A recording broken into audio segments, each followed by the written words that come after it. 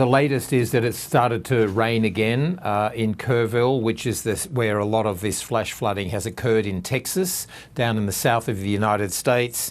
The death toll, according to the New York Times, has now reached 79.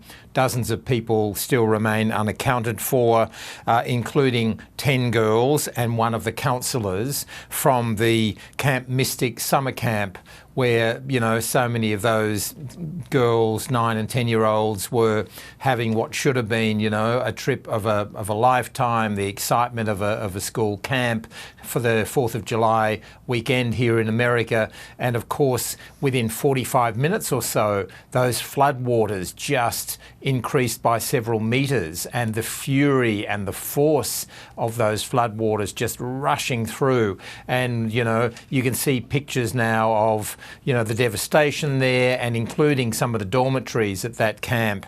And it's just the horror of how it must have swept many of them away. Their families of those still missing, of course, are clinging to desperate hope that perhaps some of them are in some of those trees there. Perhaps they've clung to a tree and that they may have survived. And what the Texas authorities now, the Governor Greg Abbott, is now saying that there could be more flash flooding, and he's urging anybody in those affected areas to move to higher ground. So more heavy rainfall coming, more possible flash flooding, which makes the rescue operations even more difficult.